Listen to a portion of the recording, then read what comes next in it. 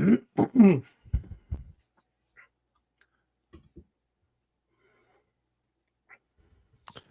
was an interesting week 5 across the SEC. Some pretenders, some contenders, a whole lot to react to. This is our SEC Squad live reaction show on a Sunday. You're talking ball with the SEC Squad. From Alabama to Tennessee, from Georgia to Oklahoma, from Auburn to Texas, it's the local experts of the Locked On Podcast Network bringing you scoops, breakdowns, and the most comprehensive preview of the upcoming SEC weekend. It's the SEC Squad, and we have a seat for you. Hurt feelings and thin skin are prohibited. Squad up, you're part of the SEC Squad. And what is up, everybody? Welcome into our SEC Squad show as we're getting you guys, we're reacting to what we saw in SEC Week 5. And today's episode is brought to you by FanDuel. Right now, new customers can bet just $5. And if your bet wins, you'll get $300 in bonus bets. Use across the app. Download the app today. Let's welcome in our squad that we have here today. We got Luke Robinson from Locked On Bama. We got Chris Marler, Locked On Gamecocks. We got Stephen Willis, Locked On Ole Miss. I'm Chris Gordy, Locked On SEC. We'll see if we have some of our other guys join us. And fellas, right off the bat, we are live across all of our SEC channels, except right when we went live, I just got an error that Locked On Bulldogs would not go live to their channel. So we will not have Georgia fans reacting in the comments. I don't know if this was a sabotage. I'll speak for all of them. Goodness gracious. But fellas, let's start there, because this was, we hyped it up last week as the game of the week, and I just kept saying, man, like, Georgia doesn't lose at home. They, in this Kirby Smart team, the defense didn't look great a couple weeks ago against Tennessee, but I just thought at home they're going to look a lot better. We know how Kalen DeBoer has struggled on the road at Alabama for the most part in his tenure there. But, man, when you got somebody's number, Luke, it's mental with Kirby. When he sees that crimson color coming, he forgets football. Well, I don't know about forget football, but there is just something. It's an aura. That's what I love about sports. That's the only thing that's left. We've got analytics out the yin yang, right? We can say, who does what, when, and how you're supposed to do it, and the percentage is this. But I love the intangible, the mojo, the weirdness about sports that you just can't explain. For some reason, Georgia just has an Alabama problem, and frankly. And I'm not trying to play the if Colt hadn't gotten hurt card, but Alabama had their two best wide receivers, two really good NFL wide receivers that got hurt in the national championship game and weren't available. And had they been there, Alabama probably wouldn't have lost to Georgia. So I'm just saying that for whatever reason, Georgia has a Bama problem. It doesn't mean Georgia's not good. Georgia's really good. I thought Kirby handled it awesomely, by the way. I want to say that. Kirby went on his press conference and said, some snarky little reporter. By the way, there's been a lot of those lately. He said something like, "Hey, you're 1-7 against Bama. Well, what's the deal with that?" And he was like, "Oh, okay. What's everybody else's record against them?" And you know what? He's absolutely right. It's not the most embarrassing thing in the world. He's still the coach that won back-to-back national championships and is a perennial playoff contender. Alabama's just really good too. And for whatever reason, Alabama does have their number. And we can talk about Kalen DeBoer's road woes all we want to, but after off weeks, he's pretty doggone good. Marler, you want to jump in here? Guys, it's been 4 minutes. I haven't been yelled at by anybody on the squad show, so happy to be here. Shut up, Marler. Yeah, let me talk. You gotta say it. You gotta say it at least 7 more times. For text. So the Kirby thing is interesting. I think Luke is right and wrong a little bit here. Maybe not wrong, but like right. And then also I'll push back on a couple things. The thing with Kirby is that there's something that happens to him whenever he faces Bama. That defense was playing well enough in the second half, kick the field goal and tie it up, and you probably think you can probably get the ball back, win the game. Because that's the point, is to win the game. And I don't think he does that against everybody. He said he's like, that 4th and 1 call, hindsight's 20/20, whatever. But the idea that you were running the ball for 7 yards a carry. You put in a 4th string running back who had seen no action during the game. You hand him the ball. Let's also keep in mind that on 4th and goal from the 3 or something like that earlier in the game, he went for it then too and threw the football, which was shocking to me because, again, you were running the football down Bama's throat at times. And the moment Nate Frazier fumbled, he came out of the game. They were still fine with the backup in there. I just that last play call was odd. You had no answers for Kalen DeBoer in the first half of this game. Alabama deserves a ton of credit here. They have outcoached Kirby Smart and his defensive staff for 2 years in a row.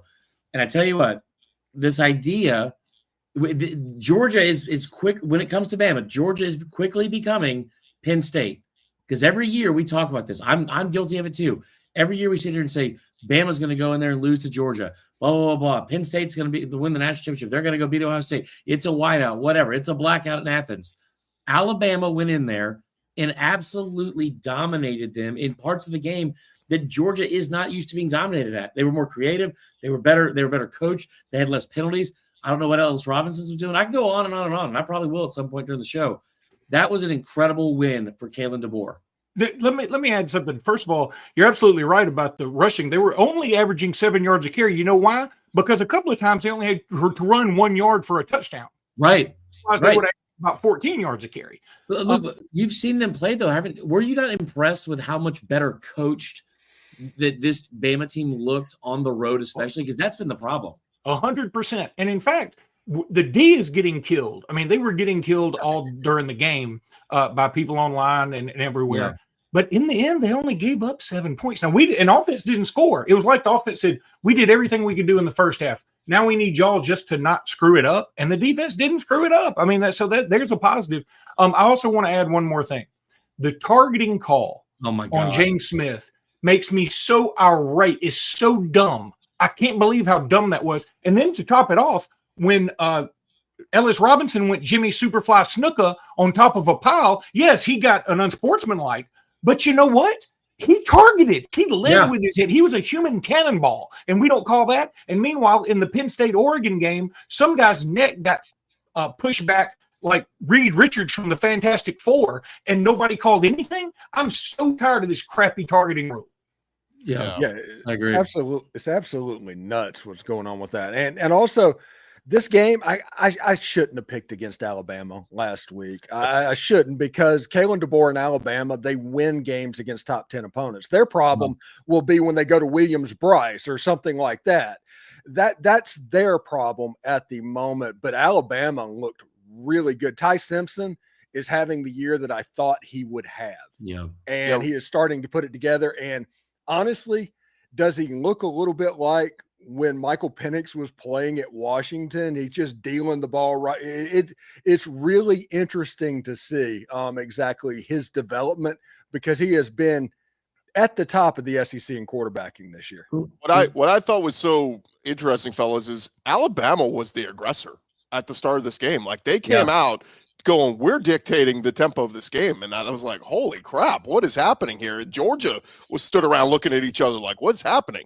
That said, second half, I thought Georgia's defense stepped up. They started making plays. They started, but they shut out Alabama in the second half. They didn't score a point in the second half, Alabama, but it wasn't needed. The first half lead was enough. And man, if you're a Georgia fan, there's so many plays. Like, a lot of people in the comments are talking about the wide open touchdown that is dropped.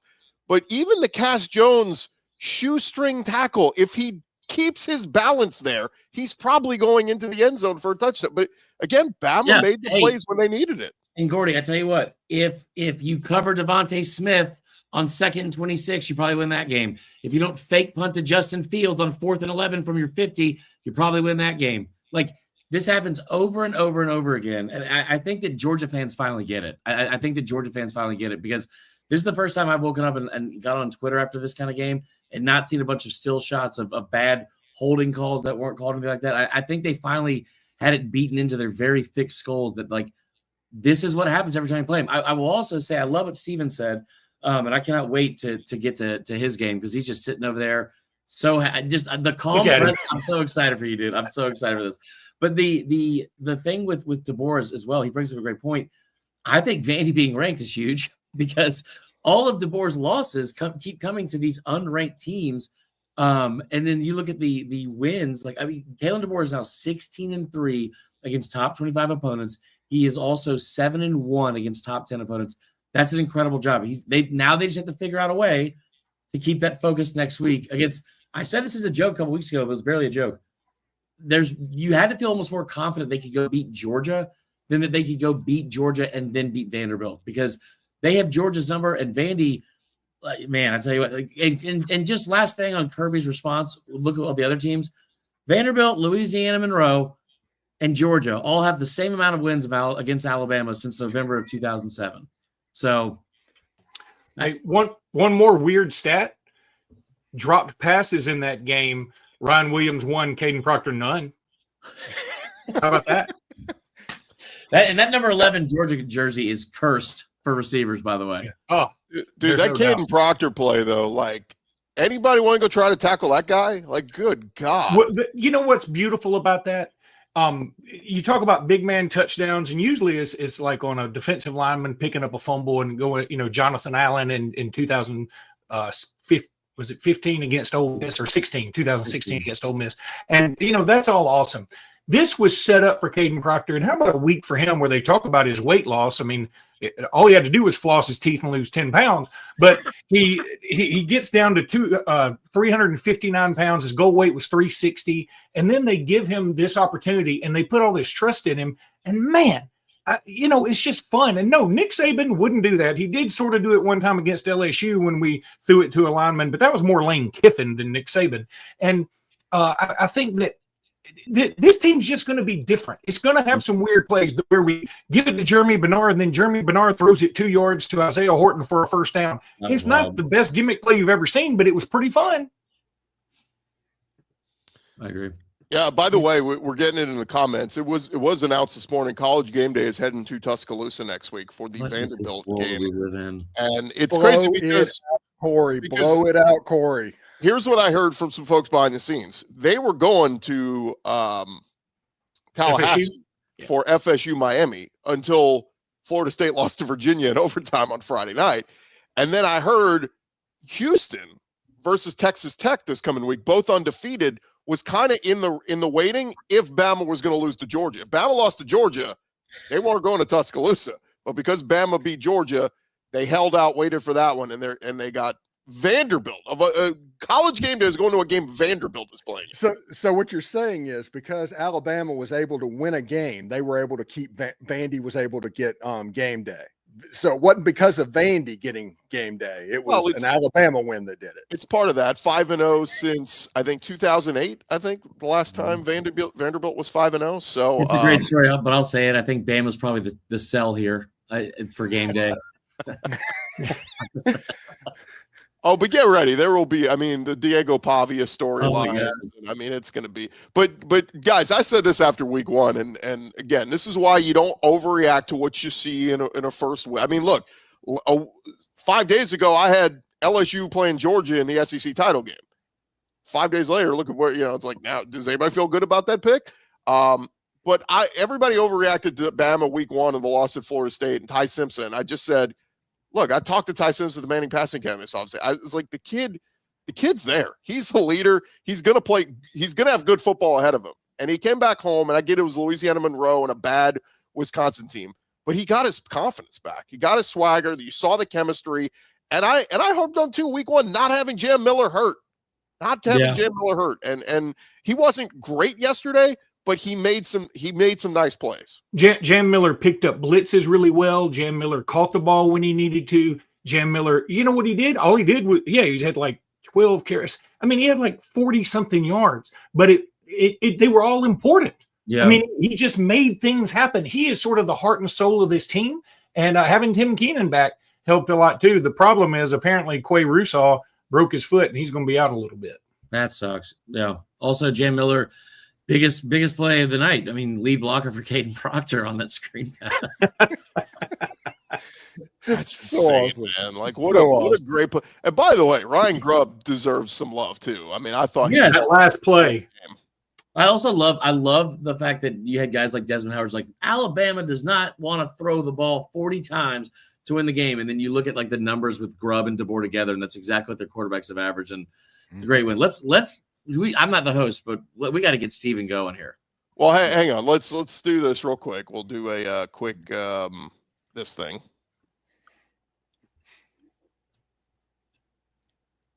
And we want to let you guys know about our friends over 5 Hour Energy. Caffeine, just got a flavor upgrade, 5 Hour Energy shots.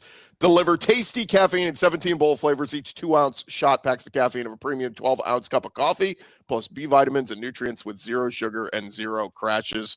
What we love most, how portable they are. When Marler's heading to a tailgate or Luke Robinson's heading to a meeting at the YMCA, he can take it anywhere he goes to get that boost when you need it. Grab the 5-hour energy. Enough with the boring, flavorless caffeine. It's time to give your caffeine a flavor upgrade with 5-hour energy shots. Get the favorites you love or be bold and try something new in store and online at 5hourenergy.com or Amazon today. Again, might be heading to college game day this weekend. You're going to need it. Long weekend in Tuscaloosa coming up with 5hourenergy.com. I've Sorry, had Luke. 3. Couldn't think of a meeting on where Luke might be going. Luke, have you ever been to a YMCA? Yeah, I mean, I used to. There was a YMCA when I used to play basketball about 30 years ago. I mean, Okay. I tried to go out and shoot basketball this morning, and it's just not. I mean, old man at the gym just isn't looking good. I mean, it's just not. No matter what I do, it just doesn't There's work. something old man in the locker room, and everyone here knows exactly what I'm talking about. If you've been to I know they're not an advertiser, but those progressive commercials with trying not to be like your parents, the best ever. It's the best ever. I imagine Luke going through the lane at a pickup game at the YMCA looking like Caden Proctor, just bulldozing through everybody. Who told you about me? Right. Well, Steven, let's get to your game. The other big game of the weekend, it was LSU at Ole Miss, and the Rebels win this one 24-19. And man, what a monster win for Lane Kiffin as the week went along. I think everybody was kind of jumping on the LSU bandwagon, saying this defense is legit. And I still think LSU's defense is really good. I mean, Trinidad Chambliss, had some good plays, had some bad plays, but the story of the game is LSU's offense. And whether it was what Ole Miss's defense did to them combined with they're just not very good right now, this is one that I think I predicted LSU to win 30-24. Guess what? Ole Miss was held to 24. It's just LSU's offense couldn't get to 30. What'd you make of the game, Steven? I thought it was interesting defensively that Ole Miss just rushed 3 every single play, and they did not get away from that at all. And also the fact that the last time a top 10 opponent came into Oxford, Mississippi, it was Georgia, and Lane Kiffin took care of that as well. Maybe this whole big game Lane thing that everybody liked to joke about, that can be get put to bed for the time being. I think offensively, listen, everybody was supremely confident about this game. LSU fans were supremely confident about this game. Ole Miss fans were supremely confident about this game.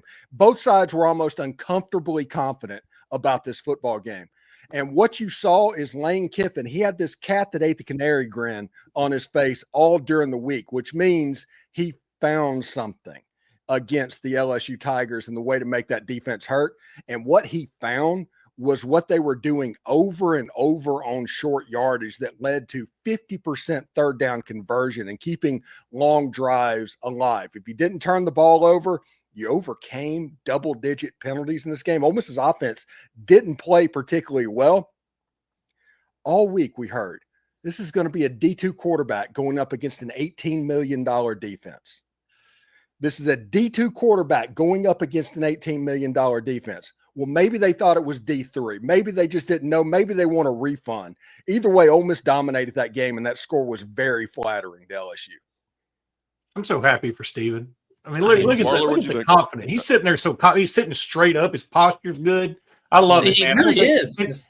And you know what? Lane Kiffin this week, after that documentary, I think he became like a lovable character. There were a lot of people who still didn't like him for whatever reason, maybe thought he was cocky. I thought that documentary really showed sort of a softer side about him, and you just want to like the dude. And he's just out there having fun now. And Ole Miss is a fun team to watch.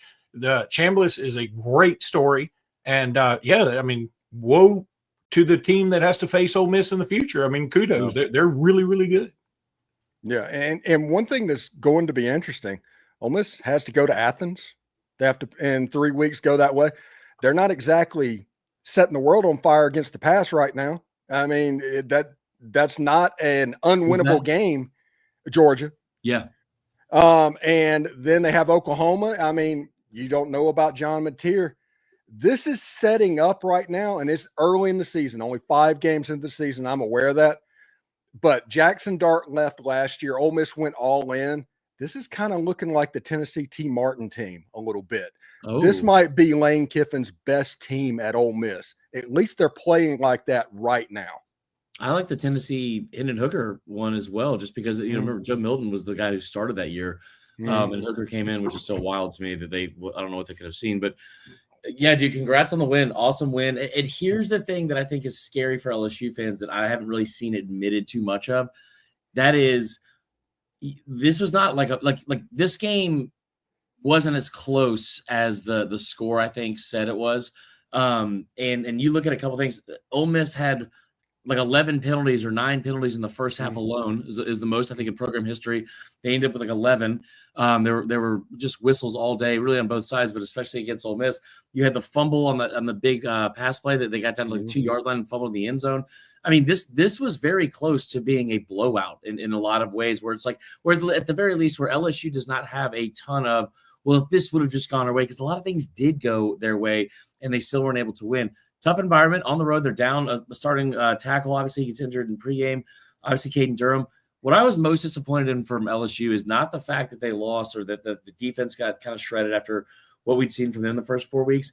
The lack of intent in the run game, I thought, was shocking, because Ole Miss came in and had, statistically, they had the worst run defense in the entire SEC, giving them like 190 yards per game. I understand Caden Durham's out. I understand they've struggled running the football. But in the first half, knowing that and knowing that they wanted to try and establish the run to an extent, at least that's what Brian Kelly said all week, they had 3 carries to their running backs for 14 yards. Like, at some point, why not try to be intentional with the run game? Xavier Thomas he got the start in the backfield. So I thought that was weird. And the other thing, too, is it's not a secret at this point. It feels like something is wrong with Garrett Nussmeier. I think, like, physically, I think he seems hurt. He's just not able to get the same amount of zip on balls. And then we saw some of that 2024 A&M game, Nussmeier reared its ugly head with some of the decision-making that he had. And I think I still think it's a very long season. LSU is a very good football team still, and the ceiling is still incredibly high because of like the talent on the roster. What a win, man. And again, Trinidad Chambliss is QB1. It's over now. It's over now. It's just going to get weird in Oxford and what's going on. But Trinidad Chambliss, not only is he QB1, if he's not on Heisman list this week, I'd be surprised. Well, the interesting part is the people who signed NIL deals with Austin Simmons. No ROI there. I'll push back a little bit. I thought there were plays, the pick 6 play that DJ Pickett had that could have made it 14-3. I get it. He pushed back. He was running it in. Trinidad was throwing it out. If he doesn't push the receiver to the ground and just takes the ball, it's a pick 6 and LSU's up 14-3. I think that changes the whole dynamic of how that game was going to play out the rest of the way. Again, Ole Miss made the play. To me, the key, the play of the game, really drive of the game, was that drive right before halftime.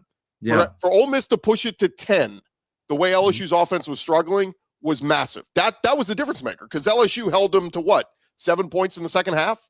And then LSU was getting opportunity in the second half, but it was field goal. It's like, guys, you're down 10. You need 6. 3s aren't gonna get you back in this game. You need 6. And so, but again, the big play of the game was Lane Kiffin, and I just caution people, because it was very Lane Kiffin. The end of the game, it's 4th down. He goes for it. They get it. But if that backfires, and you're giving LSU the ball at around midfield? Again, I like the faith and confidence in your team, but against a good team, that's going to cost Lane. Let me say this. Wait, real quick. Ole Miss ran that play 4 times against LSU, and it worked every single time. And not only that, the receiver was wide open. Wide open. That's the biggest receiver in the history of football, by the way. And let me say this. Proctor. Let me say this, that I disagree with you here. I think Ole Miss, given who they are, their history, the brand, and what they're on the precipice of, I think it's more important for them to be aggressive. Whereas for Georgia, they're established. They know what they're doing. Kick the damn field goal. Yeah. And then I think it's if Georgia goes for it, I think when they did, I thought it was a bad move, because only something bad could happen. And they were gashing Alabama, especially the play call. The play call was terrible. But Ole Miss, man, you're trying to make a move. You're trying to get up to that upper echelon. And how do you do that? you do a play like that, and you put confidence all in the whole program and in the culture. See, I could be wrong, but Steven, were they in field goal range? Because they were just at the 34, right? Long Yes. field goal. The field goal kicker that Ole Miss has missed 150-yard field goal in his career. He's like 9 of 10. He is really, he's a Groza candidate. But what Lane Kiffin was scared of, and this is honest, and we've seen the weird Ole Miss LSU games in the past. What if it's a bad snap? What if it gets blocked and gets returned for a touchdown? Yeah. That is the reason they were a little bit worried about it. And this, if you just didn't get the first down, you actually saved 7 yards on it. Yeah, I thought that was a comment really up, cool Morty. move It was good. I thought it was a really good move by Lane. I thought it was awesome to see him put that kind of confidence in his player and in himself in the play call. I thought that was a really cool moment yesterday. I don't want to go back to this game at all. I just want to see your reaction when I bring this up. How about that field goal from Alabama yesterday? Did that land yet? Did that land yet? Yeah. By the way, I would like to have some kickers try out, and I wouldn't be surprised if Lieutenant Dan comes out there and kicks our next field goal, because that field goal should have gotten a DUI. That ball is still rolling down to Alpharetta. I mean, Andy Papanastos called and goes, "What are you doing?" I love that you brought up Lieutenant Dan, because just like Lieutenant Dan, LSU cannot run. So there's that. Let me go back to LSU real quick, because I got to beat them up a little bit. Mm-hmm. We heard 2 weeks ago Brian Kelly say, Nussmeier's got this torso injury, but we just need to get him to the bye week. And he's going to get fully healthy. Everybody's going, wait, you're playing Southeastern this week. How about you sit his ass, play Michael Van Buren, and get him ready for the Ole Miss game? But they don't do that. And I think this is them being selfish. I think this is the BS of, Nuss has got to win the Heisman. We got to get him stats. He can't take a week off. He's going to fall out of the Heisman race. Well, you just fell out of the Heisman race, my boy, because you sucked ass. And so after the game, they ask him about his injury. Hey, Nuss, are you healthy? I'm not going to answer questions about my health. Well, then it's one or the other. Either you're hurt, and that's a good excuse for you playing like crap, or you just suck ass now. And that's the reality is. Nuss was awesome last year, a 4,000-yard passer, and now he sucks. He's letting balls sail on wide open receivers. He's laying receivers out to dry. He got Aaron Anderson hurt in this game because he threw a terrible interception, a triple coverage that could have been an easy 3 points at least. So I just Chris Hilton. It should have been a touchdown. Chris Hilton, not the one in the sun, but the other one going in the shade. So don't sidestep this crap, Brian Kelly and Garrett Nuss. Blah. You said 2 weeks ago he needed a week. You had a chance to give him a week. You didn't give him. Well, guess what? Now they get their bye. Now they're going to get their awesome bye. And guess what? We might see a healthy Garrett Nussmeier in the second half, but it cost you this game. And I heard some people saying maybe you should have given Michael Van Buren a drive or two just to see what he could do. Agree or not or disagree, if Nussmeier's hurt and he's playing like that, you're not going to win football games. LSU's going to be a 3 or 4 loss team this year if you keep especially their next game. Hypothetical. What if Bryce Underwood had stuck with his commitment to LSU and not gone to Michigan? Would there be a QB controversy right now? So if Bryce Underwood, I love this idea, but here's the thing about that. And I think the Bryce Underwood thing is such a massive win for LSU still.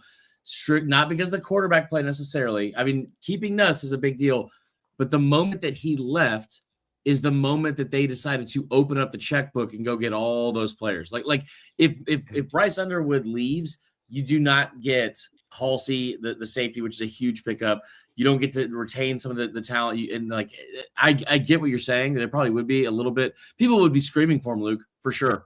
And also Nussmeier might have gone pro. In fairness, the guys that LSU bought in the portal all played great. I mean, AJ Halsey made a game-changing play they all played great.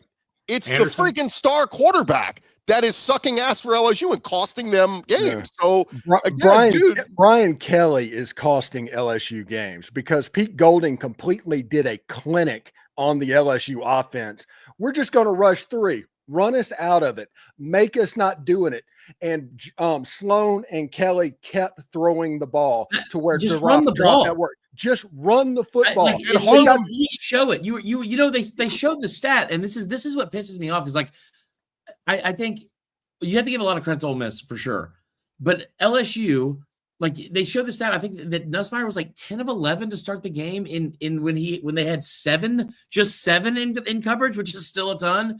But the number when they had dropped 8 or more, which became the entire second half, it seemed, was it was pedestrian. You're Steven, you're 1,000% right. Like, it was shocking to me at how unwilling they were. You have Harlan Berry, former 5-star, Caleb and Jackson, they finally ran. They finally ran Berry late, and he looked good. I'm like, why didn't you run that guy in the first half? This whole he's a freshman. This isn't 1942. We don't play freshmen. Like, he's your best damn healthy running back. Play his ass. Yeah, the funny thing is like he looked good. He looked great. He averaged 3 yards a carry. Oh, but for them, dude, that's like that's the best running back. The only thing I'll say on this to close out this game, Steven, is I still don't think this defense is as talented as last year's Ole Miss defense. I think. Oh no, it absolutely is not. But what this defense is smart, and the young pups that are playing on the defensive line that just are getting their first starts ever, and Cam Franklin and William Eccles are turning into dudes on that defensive line. By the end of the year, they're going to be a problem defensively, and they're going to get better and better over the course of the year. And let's look at Ole Miss's schedule real quick. They get terrible Washington State. They get a bye week. Then they get terrible Washington State. Don't beat the crap out of them. They're at Georgia, which doesn't look as scary anymore. Mm-hmm. You're at Oklahoma, and that's a tough back-to-back. But then they're home against South Carolina, who they should beat. You play the Citadel, you play Florida, and then you're at Mississippi State. The Egg Bowl might be, outside of at Georgia and at Oklahoma, the Egg Bowl might be the game that stands between Ole Miss going 10-2 and making the playoff or not. You're about to go to Narnia, Steven, the place you've never been, Atlanta. It's going to be fantastic. All I know is at 8:00 last night, I was as happy as I could be thinking about this football season and what it could do. You know, this Ole Miss LSU game was the first time they've met undefeated since Billy Cannon's punt return. Yeah. First time that's happened. And Ole Miss, even though the game's in September, at least you get rid of some of those demons that every Halloween game that Ole Miss and LSU played, you had to watch that damn punt return. I tell you what. Every single time. By 8 p.m. last night, I think I had drank all the Fireball in Baton Rouge. I'll tell you that right now, for a number of reasons, not because LSU lost. Well, coming up, fellas, we're going to touch on some of the other big games. Tennessee surviving a scare in Starkville, and would you look at that? Auburn's 0-2 in the SEC. We'll discuss that coming up next. I'm trying to take a shot. Hey, want to remind you guys about our friends over at Quo. They used to be Open Phone. One of the tools that helps make a huge difference for business owners is Quo, formerly Open Phone. It's the same great business phone system you heard us talking about before, just with a new name. And here's why it matters. Every missed call is money left on the table. When every customer conversation counts, you need a phone system that keeps you connected 24/7. It's the #1 business phone system that streamlines customer communications. It works right through an app on your phone or computer, so no more carrying two phones or relying on a landline. See why over 90,000 businesses trust Quo, formerly Open Phone. Get started for free and get 20% off your first 6 months at QUO.com/LockedOnCollege. That's QUO.com/LockedOnCollege. And if you've got existing numbers with another service, they will port them over at no extra charge. QUO, no missed calls, no missed customers. And look, guys, the NFL is about to get started here on this Sunday, and FanDuel has an offer you don't want to miss right now. New customers can bet just $5 and get $300 in bonus bets if you win. That's right. You pick a bet, you put down $5, and if it hits, you will unlock $300 in bonus bets to use across the app. Again, you're playing fantasy football anyway. You're watching NFL games. You're watching the college games. They got all the big SEC games up there every week. If you're watching football anyway, look, it makes it even more exciting if you got a little something riding on the action. Whether you're a casual fan or you love diving into the stats, FanDuel makes the game day experience so much better. So what are you waiting for? Visit FanDuel.com, download the FanDuel app today, and get started. I want to piggyback on that. What's up? What you got? Piggyback on FanDuel. It is a great deal. $5 wins you $300 in bonus bets. Do not start a joint betting account with your fiance or significant other, because the amount of arguments we've had over parlays in the last 24 hours has been unbelievable. And we've been winning. It's unbelievable. But definitely go to FanDuel. It's a great deal. Man, I would a joint Facebook account. I wouldn't recommend anything joint, right, Luke? This is way cooler. Luke, you're muted. You're muted. You know what? I'm famous for muting myself. It's the untangling of the joint stuff later on that's the problem. And I don't know how it is for a FanDuel account. I can tell you how it is for a checking account. Where do you guys want to go next? You want to do Tennessee, Mississippi State, or Auburn? No, I don't. I want to talk about South Carolina. There's no one from Tennessee or Mississippi State on the show. Okay, well, let's do South Carolina. Monster win, 35-13. Seth McGowan scores the first touchdown of the game for Kentucky, and he throws a football. Lenore Sellers' grandfather, if you missed that story, he had to apologize after the game, but that would be the only touchdown Kentucky would score in this one, as Lenore Sellers in South Carolina called this a get-right game. It was a get-right game for the Gamecocks. When is Kentucky going to stop just handing over bulletin board material to South Carolina for these games? Like the fact that Beamer's addressing in the postgame, yeah, and somebody brought up the fact that Beamer ball isn't a thing or blah, blah, blah, blah. We're not talking about Auburn right now. You know what? We'll start talking about those teams when the host of the shows show up to the actual event. He's Get it off the chat, screen, I'm on right now. In the chat. So he won't be here. He's in the chat, but he's like, listen, it's probably about time for communion. If you're at church, get out of here. Thanks, Christopher Satterfield. Anyway, I think you suck. Oh, that's unique and funny. Very original. Anyway, this game yesterday, the biggest thing that South Carolina needed to do was figure out an identity, and they were able to do that. Kentucky's not a good football team. They're not a good football team, but they had a week off coming into this game. Not in a rude way, Stephen. We also saw in this exact weekend a year ago them go on the road as a huge underdog and win against Ole Miss. That was like, think about how you felt as a South Carolina fan going into this game. You get bullied by Vanderbilt. You had multiple opportunities to beat Missouri, couldn't figure out how to tackle Ahmad Hardy. And then you go into this week and you get two running backs that are in the top 10 in the SEC in missed tackles force, both big 215 plus type backs at Kentucky. And you were able to fix up all of your tackling problems. It's also a Kentucky team that had just 2 turnovers this season and had allowed just 3 sacks on the year. You go out and get 6 sacks. You force 4 turnovers. I thought Lenore Sellers was great. They finally ran him. He had 14 carries for 81 yards. He put the cape on multiple times, and he also went 11 of 14 through the air. So, listen, get all, like, I'm not convinced that South Carolina is going to go win 9 games like they did last year, or that them making a bowl game is still in question considering the back half of the schedule. But I just want to remind everyone here that's loving the fact that they get to talk trash to South Carolina for some reason. I didn't know that was such a popular thing to do. Everyone was saying the same thing about this team last year when they were 3-3. They got destroyed at home by Ole Miss and Stephen Willis' team. Like Stephen probably could have played quarterback better than Lenore's that day. 27-3, and then they rip off 6 straight wins.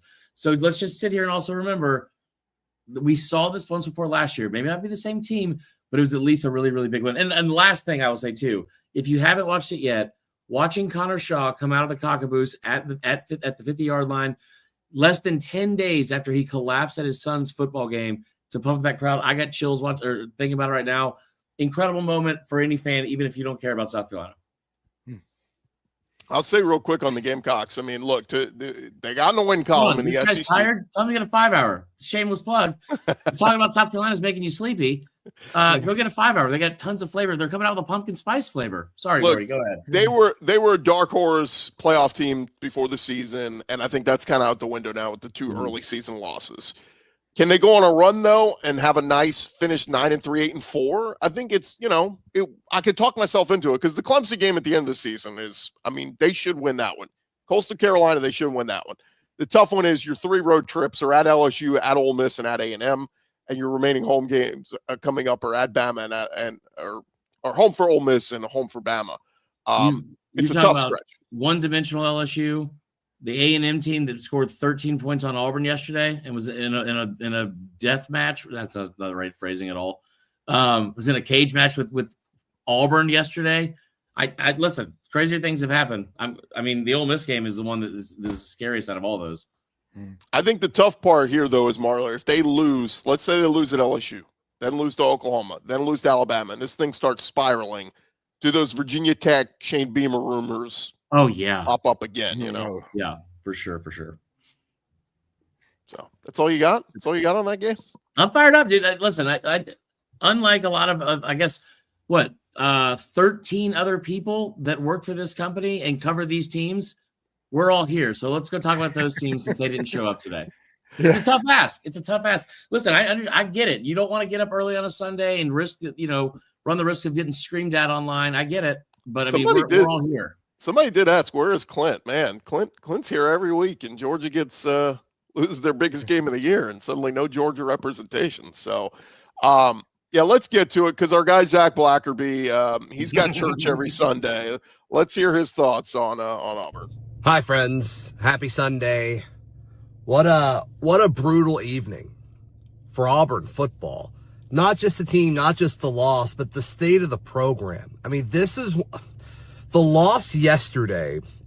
A lot of folks who were on the fence on Hugh Freeze have now shifted to be anti-Freeze. A lot of the folks that were kind of on the fence with Jackson Arnold are now saying, I don't think he's the guy.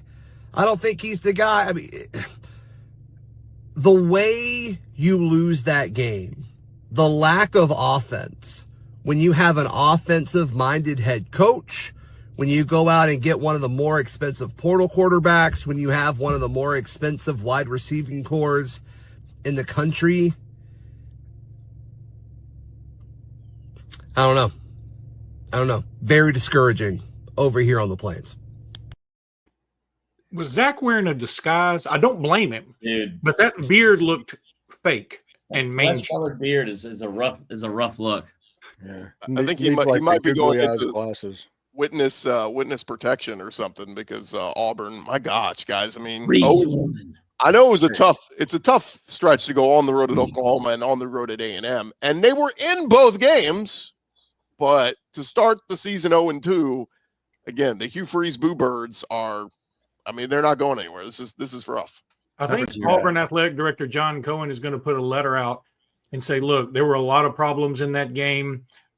First of all, their fans were way too loud.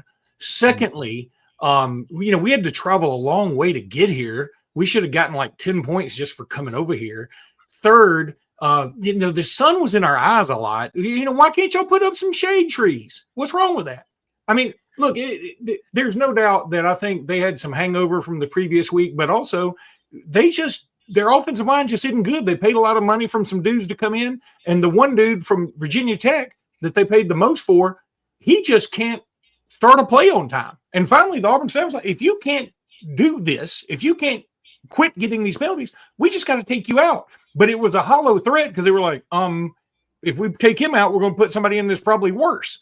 So the best offensive play Auburn had all day was a defensive interception on the dumbest play call Texas A&M may have ever had in the history of their program. One thing's interesting. I'm trying to figure out who calls third down on Auburn's offense. We need to revisit that at this point because Auburn's offense right now is completely broken. And last I checked, listen, Hugh Freeze was at Ole Miss before he was at Auburn, so I'm familiar with riding the roller coaster. But he's supposed to be an offensive guru, and they can't pass block. They can run the ball a little bit. They got some good backs. Jackson Arnold struggling. At this point, you should have put something competent out offensively. Just period.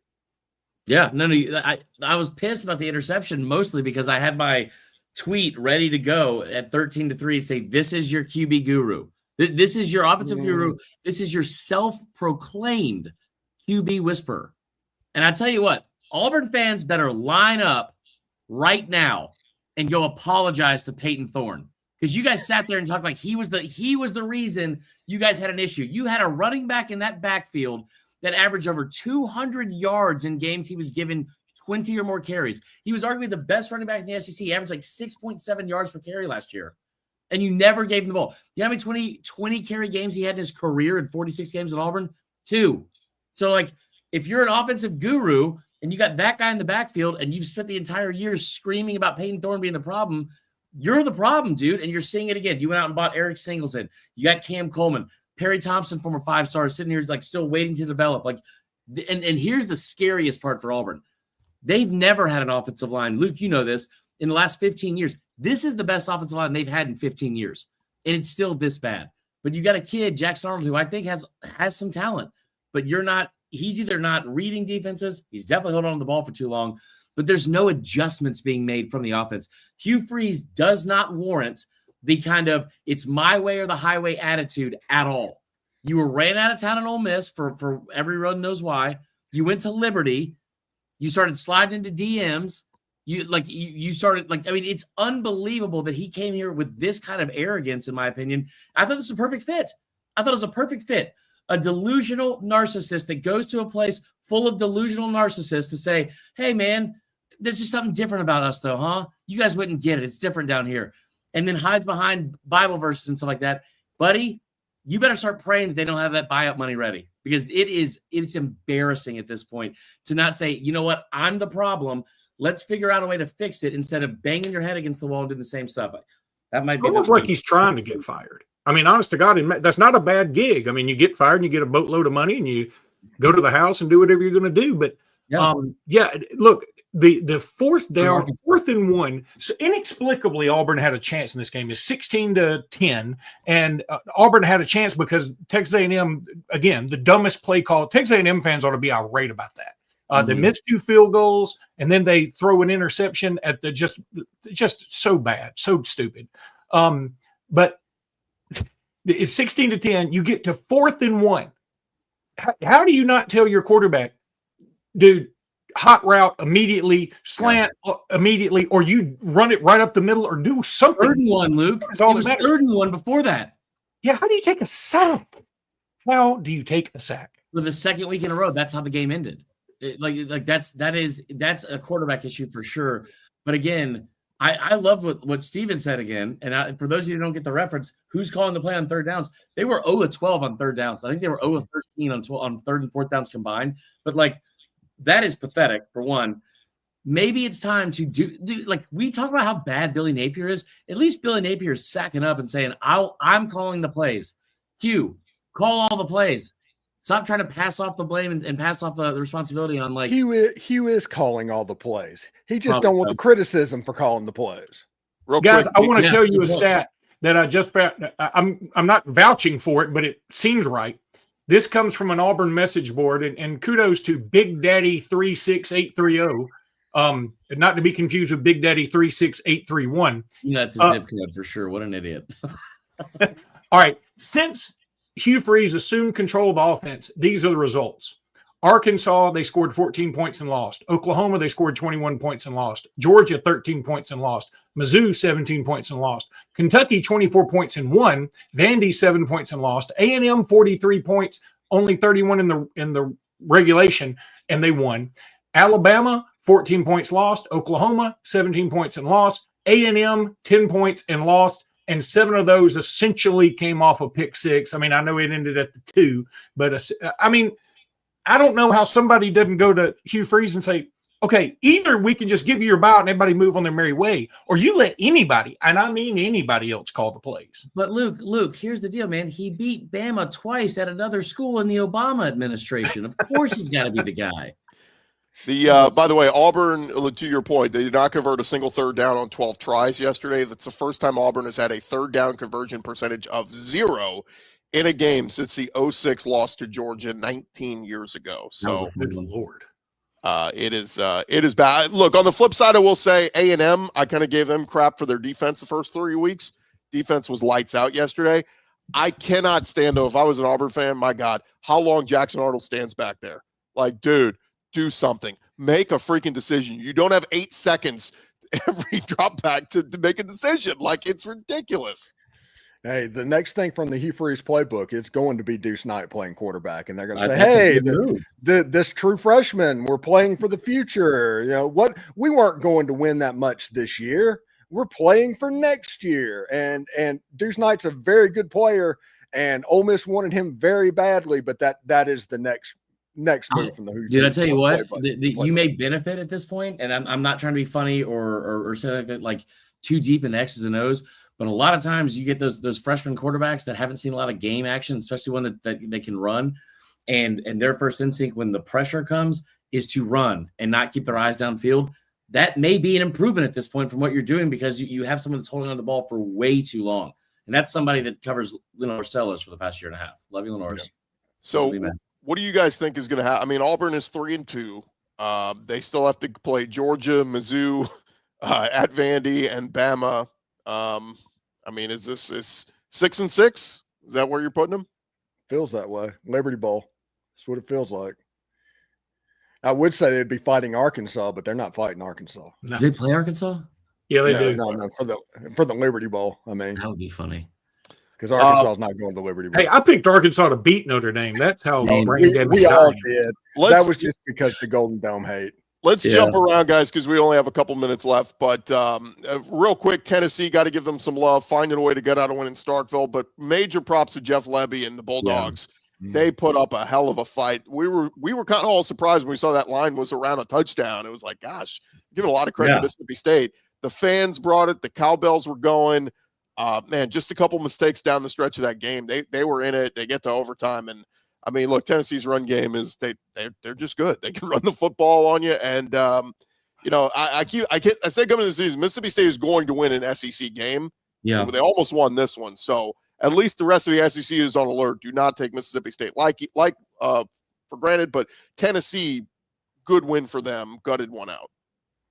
I don't want to like Tennessee deserves a lot of credit. They're undefeated in regulation still. And now they got back a little bit in this game, and it was an incredible fight, I think, from both teams.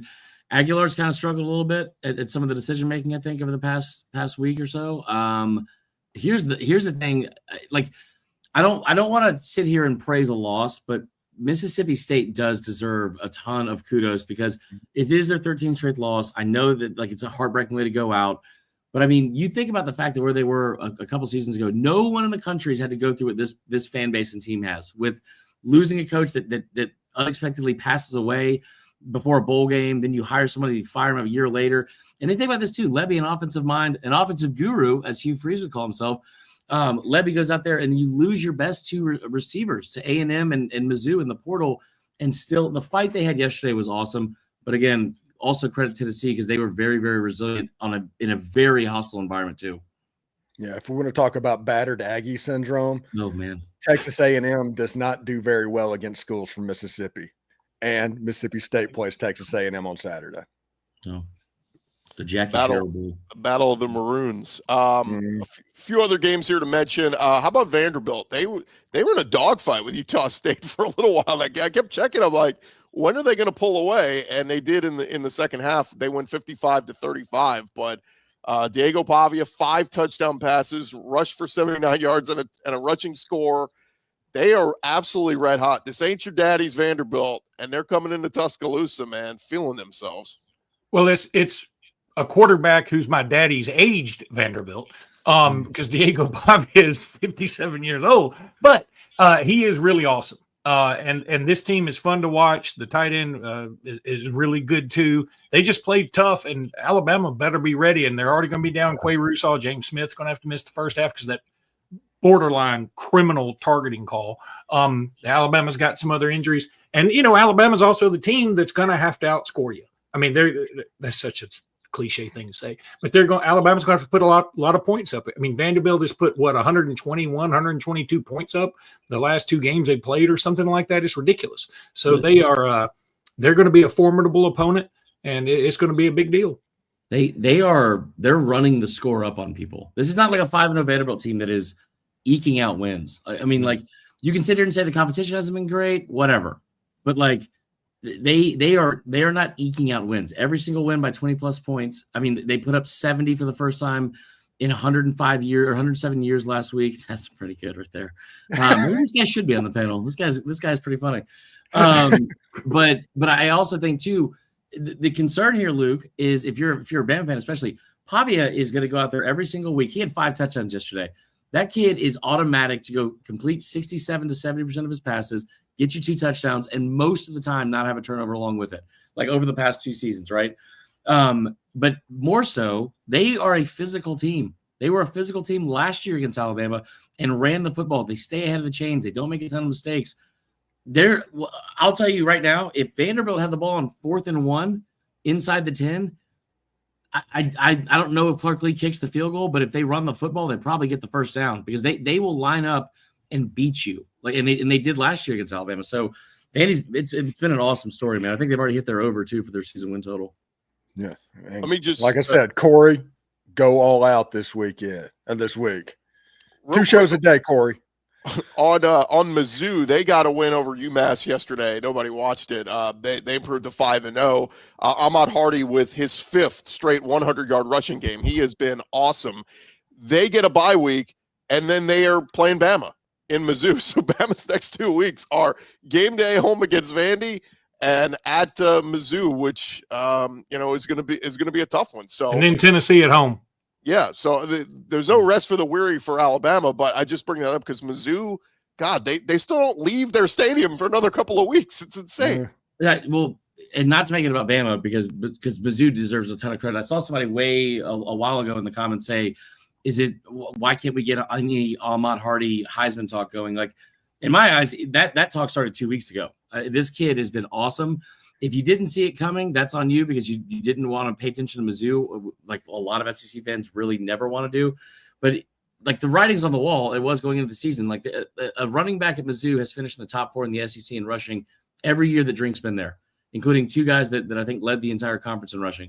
So what he's doing right now, 7 yards a carry, 146 yards a game, 9 touchdowns. Man, like he deserves to be squarely in the middle of the Heisman race, even though we haven't hit October yet. He is Caden Proctor carrying the football. He's actually Cody Schrader carrying the football. That's what Drink is recreating. And whenever Mizzou has that with that stretch zone that Drink likes to run, Missouri becomes so good if they're just okay at quarterback. And Bo Perbula right now has been very good. And at least Alabama does really well against running backs who are very strong. And oh God. Last one, guys, the one we didn't touch on, that Notre Dame Arkansas game. It was the early game, and my God, did that thing get out of hand in a hurry as Arkansas gets steamrolled 56-13. They are now 2-3, and I think Sam Pittman is dead man walking. The question is, does he make it to the end of the year? And kind of this is a race now.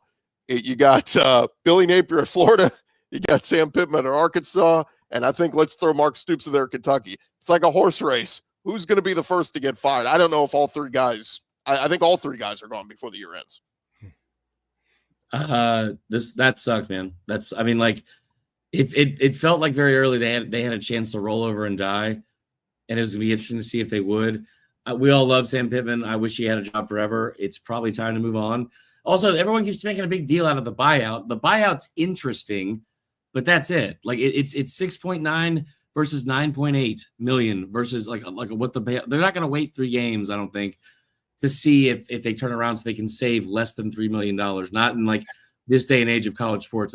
That's nothing, especially with what Arkansas has. So I think they'll probably move on from him. But I mean, credit to Notre Dame on the road. That was an impressive win. But that last 2 touchdowns and like a minute and a half left in the first half was about the most depressing thing I think imaginable for Arkansas fans. That was awful.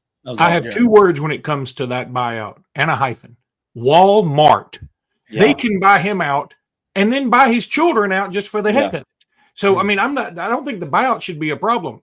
The catch is going to be and there apparently is some kind of wording in the contract that makes this difficult. If Bobby Petrino can take over, he can maybe take over as an interim, but not ever be a permanent coach again. There's something weird in there I heard about this morning.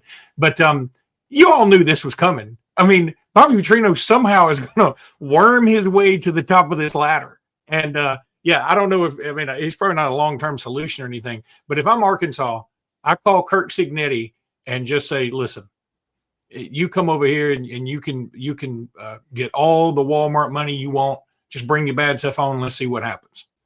Yeah. The coach that would be the perfect fit to me and would actually scare the heck out of me as an Ole Miss fan would be John Sumrall going to into Arkansas. Gus Malzahn.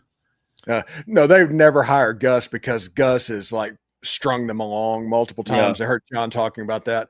But it's interesting because the Q words happened in Fayetteville, and that game against Notre Dame, you never quit if you're a Southern football team against Notre Dame. Never. And it just up and down the field. It was almost one of those things. I think it was 2011 when Ole Miss played LSU.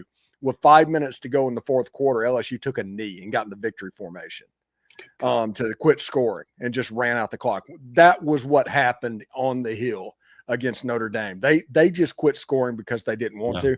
Sam Pittman's a heck of a guy, but he's not going to lose his job until Hunter Yurachek loses his job. And because Hernan Yurachek is not going to have the benefit of hiring the next coach at Arkansas. No. That is passed. Real quick, guys. Mike Gundy, that'd be an interesting one. I think he'd be good at Arkansas. I'd be in for that. Let him coach the rest of this season. Who cares at this point? Yeah. Real quick, I'll say this. A few people in the comments saying, is John Neighbors okay? Look, John Neighbors expected this, so he's not. He's totally fine. Okay. It's unrelated to the game, but he's not okay. You can't kill something that's already dead inside. It would be the other way if he thought Arkansas was going to beat Notre Dame, which he said was not going to happen. Yeah. So it played out as expected. I mean, the interesting part is if you fire Pittman and make Petrino the interim coach, defense is the problem. I mean, I know the offense didn't do a ton, but at least through the first few weeks, offense was the least of your problems. It's the defense. Travis Williams, this might be the worst defense in the SEC, hands down. So they're awful. They're like 2023 LSU bad. I mean, they are really, really bad. Or 2020 LSU even. Like they are really bad. And I'd say that the thing that's so weird too is I finally get where Neighbors is coming from a little bit, because every time, even early on in that game, when they had a chance to do anything, drop passes, dropped interception, another drop pass. I mean, like it's just it's frustrating for sure. Yeah. Well, guys, go ahead, Steven. It's just sad. I don't think Travis Williams is ever going to coach defensively coordinate again. I think this is a career ender for him. Real quick, we will be we'll do our squad show later this week. It's kind of a weird week in the SEC. Texas at Florida will be interesting because it's Arch Manning on the road for the first time. Vandy, Alabama will get a lot of the attention.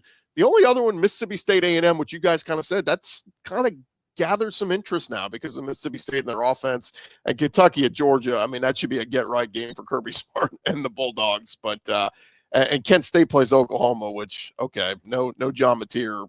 It kind of is whatever. So kind of a dud week coming up in the SEC, but maybe there'll be some sneaky good games to react to. Any closing thoughts from you guys before we wrap up? Nope. See you in Atlanta. Yeah, don't drink bleach either. That's not a good idea. See you guys See ya. later in the week.